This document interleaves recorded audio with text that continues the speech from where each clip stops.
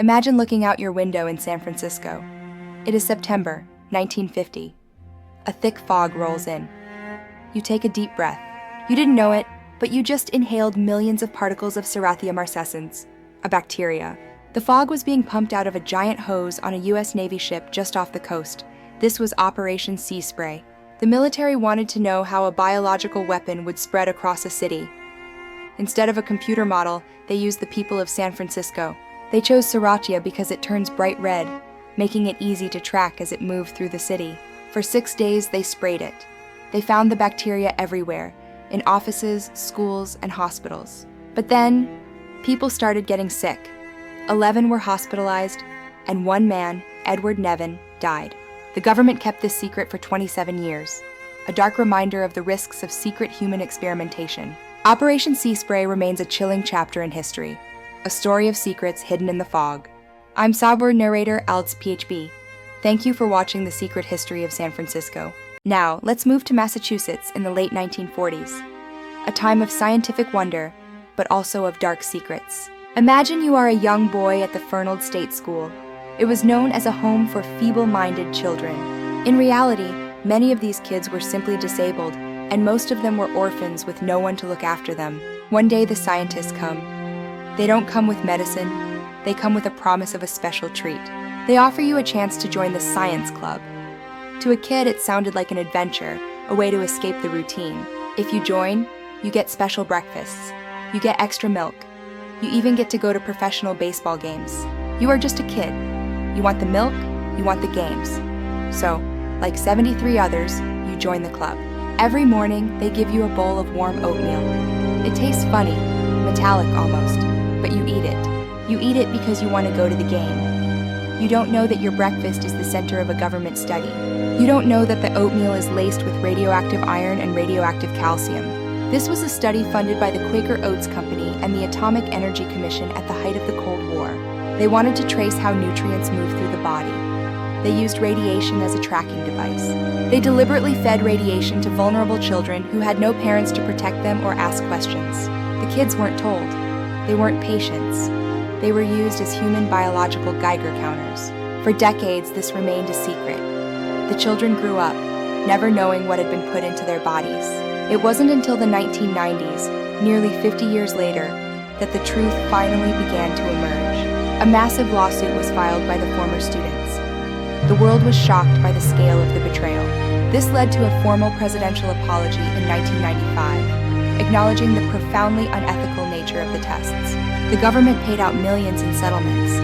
But for those children, the physical and emotional damage was already done. The Fernald experiments changed medical ethics forever, leading to strict new rules for protecting human subjects. We tell these stories so we never repeat the mistakes of the past, where science was placed above human dignity. A reminder that progress must never come at the cost of the most vulnerable among us. Thank you for watching. The deadliest experiment happened in the 1920s, Prohibition. Alcohol was illegal, but people kept drinking. They bought bootleg liquor from gangsters.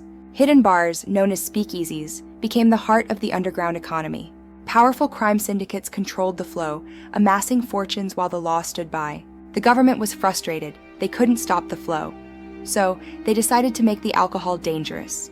This wasn't just a policy failure, it was a lethal strategic shift. Industrial alcohol, used for paint and fuel, was legal, but it was far from safe.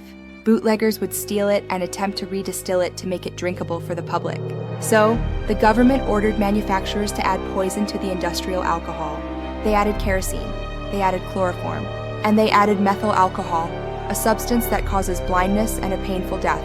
The goal was simple: scare the American public into sobriety. They thought, if people know it's poison, they will stop drinking. They were tragically wrong. People didn't stop.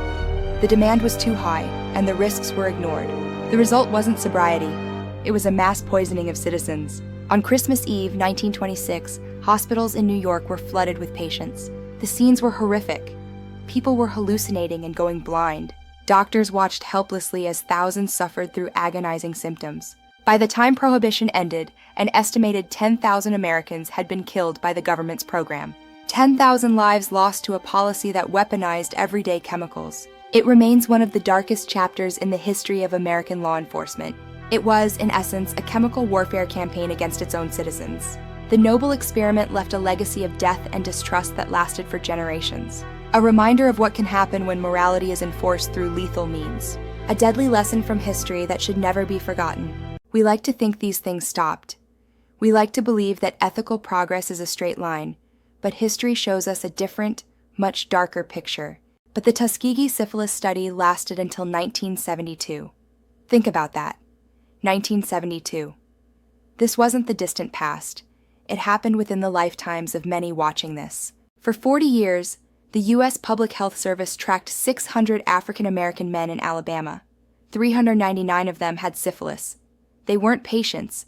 They were subjects in a long-term experiment. The doctors told them they were being treated for bad blood. It was a catch-all term for everything from anemia to fatigue, designed to keep them in the dark. In reality, they were being treated with nothing. No real medicine. Just placebos, mineral oil, and the promise of free meals and burial insurance. Even after penicillin was discovered in 1947, a cure that could have saved them instantly, the doctors refused to give it to them. The cure was right there, but it was kept out of reach. They blocked the men from getting treatment elsewhere. They even notified local draft boards to prevent the participants from receiving antibiotics through the military. Why? Because they wanted to watch the disease progress until the men died, so they could autopsy the bodies.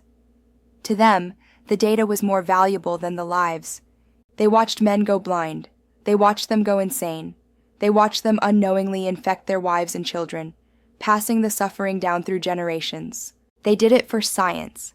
These stories remind us that trust the science is a good slogan, but scientists are human, and humans can be cruel. Informed consent isn't just a form you sign. It is a human right bought with the suffering of the people in the fog, the children eating oatmeal, and the men in Tuskegee. I am your host. History is written in the fine print. Read it, remember it, and subscribe for more stories that need to be told.